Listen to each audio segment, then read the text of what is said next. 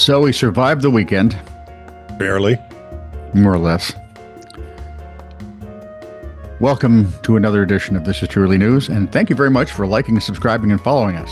If you haven't done that yet, like, subscribe, and follow us, and you can be part of the opening. Thank you. Yeah, get on it. Please. You can leave comments about what you hear, see, and or think. Yeah, I like that.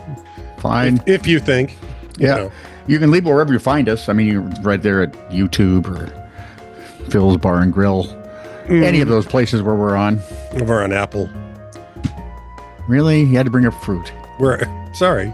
After I just porked out over a holiday filled with carbs. You certainly won't die if you eat this apple. I probably will. I've seen Snow White.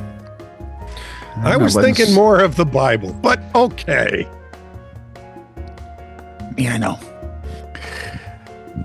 Where was I? Oh, if you have a longer missive of question, comment, conundrum, or snark variety, or just a story to share with us, TITR.netradio.network. This is True, Really News with Scott Combs and Tony Vercanis. All the news you're about to hear is true. Really? As far as you know. So here's an updated story. We've done this one. We did this one some time ago. I think it might have been as long as 2 years. But a man has claimed that a mistakenly discarded hard drive containing Bitcoin is now worth over 500 million pounds. How do you get the actual money? You have to have your code. Yeah. And there's no way to recover the code. They give it to you one time, and if you lose it, you're done. Okay. How do you get the money? You have to use your code. Is there a way to possibly spend this money on stuff that matters other than just, like... Yes. The Sword of Inkleboy or something. When you... Sword of Inkleboy? It's somewhere in the Tolstoy worlds. The Tolkien story worlds. No, the Tolstoy worlds. I'm serious. Okay. It's the stuff that they never published in Russia. James Howells, at least 2 years older than he was the last time we did his story, purchased the Bitcoins when cryptocurrency was still in its early stages, amassing around 8,000 coins in total. The private key needed to access these coins was stored on his computer's hard drive, which was left in a drawer for years after he upgraded his PC. Well, in 2013, Howell's former partner accidentally threw the hard drive away. Former partner? When the key was lost, the coins were valued at about 4 million pounds. But due to a significant increase in Bitcoin's value, Howells believes they are now worth over 569 million pounds. He predicts that by next year, the coins could be worth 1 billion and has pledged to reinvest in the area if he manages to recover the fortune. Despite multiple requests to Newport Council for permission to search the Docksway landfill, Council has consistently refused. It previously stated that such an excavation would not be possible under its licensing permit. I'll bet you that licensing permit could be wangled based on how much money would be coming back. So you can actually turn it into real money you can spend. Oh, yes, absolutely. I mean, this guy's really wealthy if he can find it. The site contains more than one. I keep telling people, I'd be really rich if I could find an uncle with a lot of money who died. who can find his Bitcoin. And loved me. Code. The site contains more than 1.4 million tons of waste, and the council argued that excavation itself would have a huge environmental impact on the surrounding area. Yeah. Recently, Howells made headlines as he laid out plans to take Newport City Council to court over damages worth a staggering £314,800, accusing the council of withholding my property without my consent. That just doesn't, I think it's a nice try, but I don't think you get anywhere with that. No. And preventing him from conducting a search. I think that's where. There you are. Newport City Council responded. It's a landfill, dude. Yep. They responded through a spokesperson. Mr. Howells has brought a civil claim against the council for a sum in the region of, $500 million. The claim has no merit The council is vigorously resisting it. Yeah. Right. This guy would need to get investors to pay for excavating everything and checking for all metal components. And at the end, he'd have 48 pounds, 50 shilling. Yeah. I don't know if that works. I have no idea. But, you're up to date now on that one. If you've been holding your breath for a couple of years, there you go. Yeah. That's the ticket. As long as we're in Europe, a Spanish court. Let's go back to the beginning. July of 2023, a man was fired after he snarfed down a croquette. A croquette that was destined for the trash after the store had closed for the day. Fired. So he does the old, I'm taking you to court, because that's what we do about everything now. I'm taking you to court if you don't finish this story.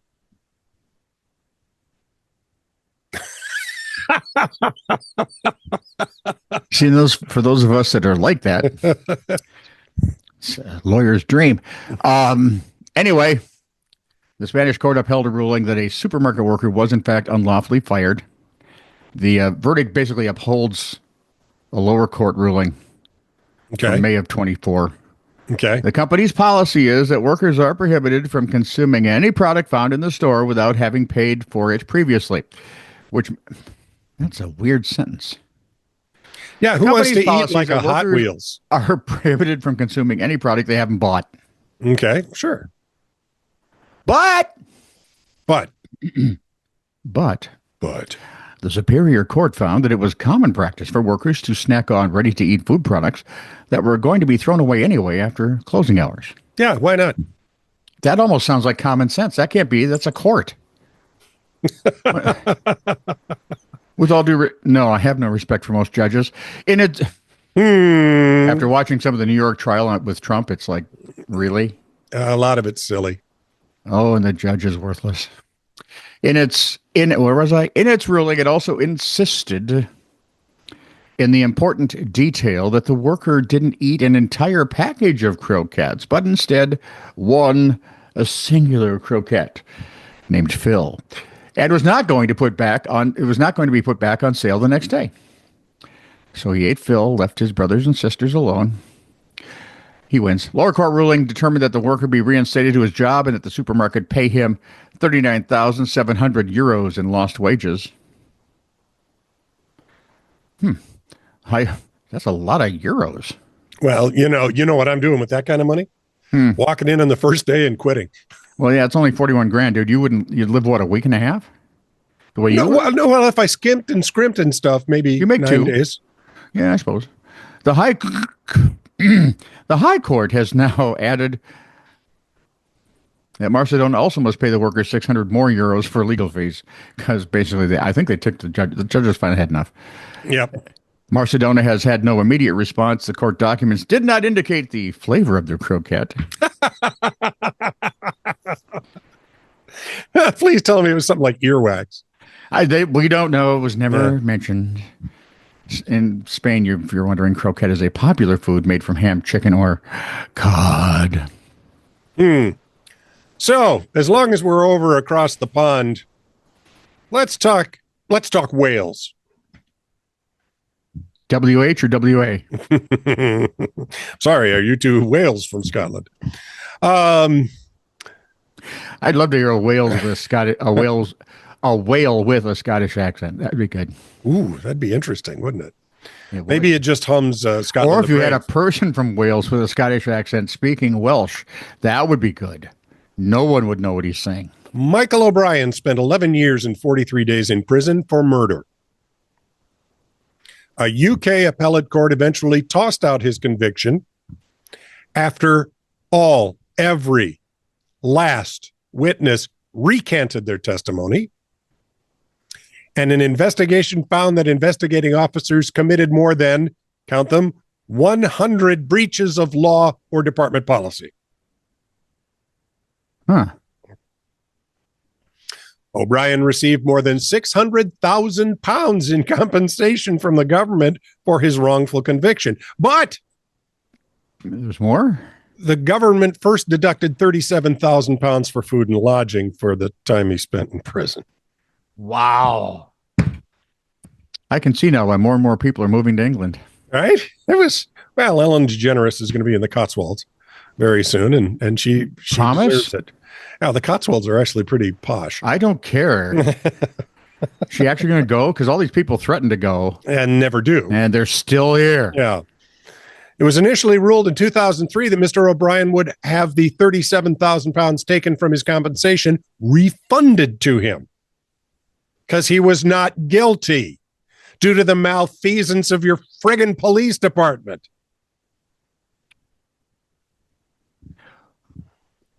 That decision, however, was reversed the following year when judges upheld a Home Office claim for his saved living expenses.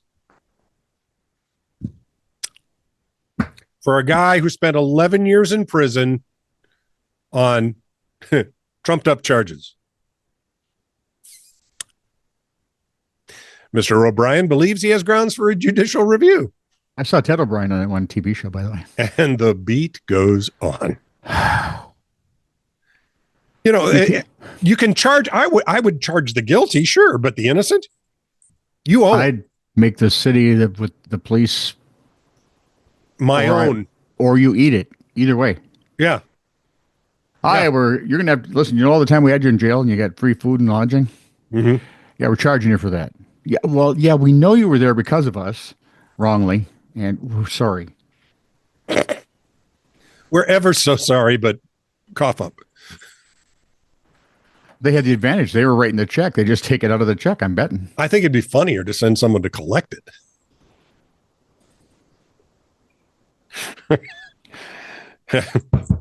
Collection agency. Better be a patient man. A very large patient man. With body armor. Because if you do that to me, I'm coming after you.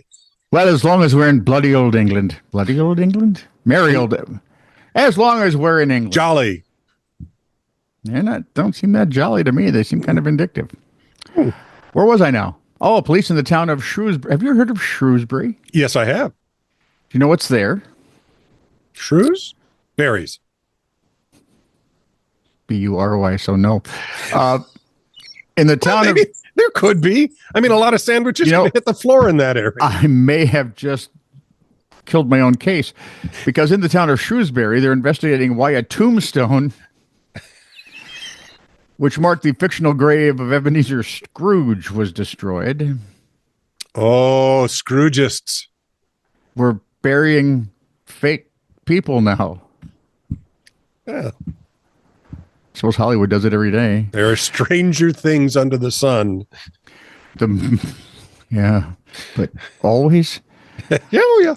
The movie prop was used in the 1984 adaptation of A Christmas Carol. That's not even a good one. Starring David Tennant in every role. It's an okay one. I'd watch that. I would too. That's was kept in place and became a tourist attraction. The town clerk, Helen Ball, said the town is discussing what should be done to fix or replace the stone that is hugely popular with residents and visitors. Shut up. This time of year, organized tours of locations used in the movie. Visit the ground of St. Chad's Church to see the markers. St. Chad? That's a new... You've got a Google machine, right? Do they have St. Brianna? Do they... St. Bubbles? St. Trixie? St. Chad?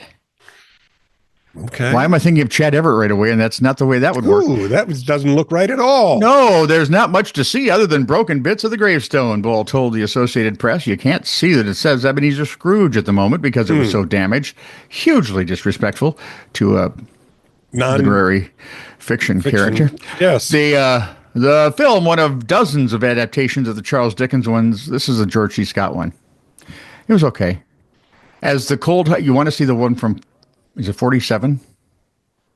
Yeah, the one we all saw. With Ed Wynn? Yeah. No. 1 dozen adaptations, Charles Dickens, starred George C. Scott. It's the cold-hearted curmudgeon period. The one who... Now they're telling me the story. I already know the story. You're the same guy who reads stage directions. You shot me, Fanny, he said, crossing left. It was the hardest part of becoming a radio star. Good morning, afternoon, evening. I'm announcing my name. It's time and temperature in the city. West Mercia police said the stone was vandalized sometime between Thursday and Sunday, the week before Thanksgiving. Photo shows it's broken into several pieces. If the vandals caught, Ball said she wouldn't mind seeing poetic justice. You know, like if the ghosts of past, present, and future would like to visit in the middle of the night. No, wait till they die, then vandalize their headstones. Drop them and break them into pieces. That'd be okay. Ooh, that's kind of nice. I like that. You have to freeze them first. Seems a little violent for a public service servant in England, but... Well, don't drop them from very high. No. You're a heightist. Yeah. This is true, really news. Send email to TITR@netradio.network.